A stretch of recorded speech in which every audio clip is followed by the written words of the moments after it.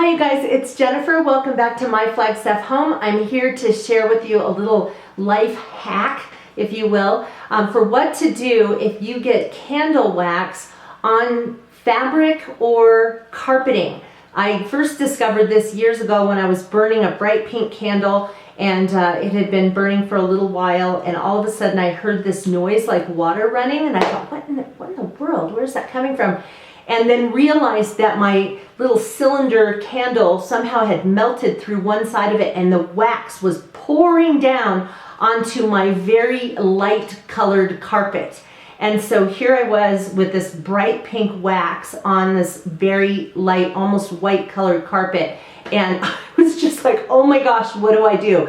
There's actually a very simple way to remove this. And I'm not only going to share it with you, but I'm going to demonstrate for you. I'm actually, as we speak, getting a candle melted, and I'm going to pour it on a white washcloth to prove to you that this works. I'm just going to pour it on there, and then I'm going to show you how to do this. All you need, besides your fabric or carpet that has wax on it, is an iron and a brown paper grocery bag. And so you just take pieces of the grocery bag. So just take your bag and rip it into pieces, and that's the only thing that you need. And a little bit of time and patience, and you will see that this works like a charm. So let me go ahead and show you. Okay, so I'm going to start by taking a piece of the brown paper grocery bag and put it on the little bit larger piece to put on top of my ironing board cover so I don't transfer the wax to the cover. I've got my iron nice and hot, and then over here I have several pieces of grocery bag. And then here is the white washcloth where I actually dipped this into some candle wax. So you can see this would certainly not be something that you would want to have on your washcloth or on your carpet or any other fabric. So what we're going to do is I'm going to set this on top of the paper bag, and I'm going to take one of these pieces of grocery bag, and I'm putting the ink side up. I don't think that's going to come off, or that would come off, but why take the chance? So I'm going to take the plain side and put it down on the washcloth. And then I'm just going to iron this up, and I move it around as I'm ironing it so I don't just burn and scald the bag. You can see that the wax is coming up already. And so now I'm done with that piece. And I'm going to get another piece. You're going to use probably close to the whole bag. And then do a little bit more. And then I'm going to move it over. And it just starts to melt the wax and transfers the wax from the fabric or carpet to the paper. It's getting a little bit lighter, looking like it's going to leave a stain though, doesn't it? So we've got that. Move this over. And you just keep doing this until it picks up all of the wax. Now I'm checking here. I'm going to move this too because this has already absorbed the wax. So I'm going to move it so that it can be absorbing the wax from both sides.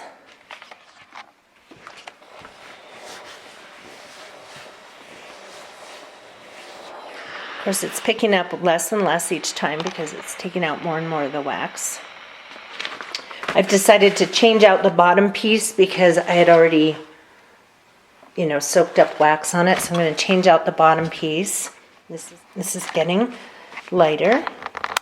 Now you can see here that you can still see the color on here. I can't really feel the wax on here. So at this point, I'm going to take this and I'm going to wash this washcloth. Now I just scrubbed this with some dish soap, and I did that several times and rinsed it. It took some scrubbing, and you can still see barely that there's a little bit of pink color on here, and I'm thinking that this one is a little bit more stubborn because the pigmentation in the candle wax was such that it was going to stain fabric more. So, but I'm not giving up on this. So what I'm going to do now, because I can't feel the wax in here at all, it's just left some color on the fibers. And so what I'm going to do is put some stain remover and run it through the laundry with a little bit of bleach, and we'll see what happens. Here it is, all nice, clean, and white.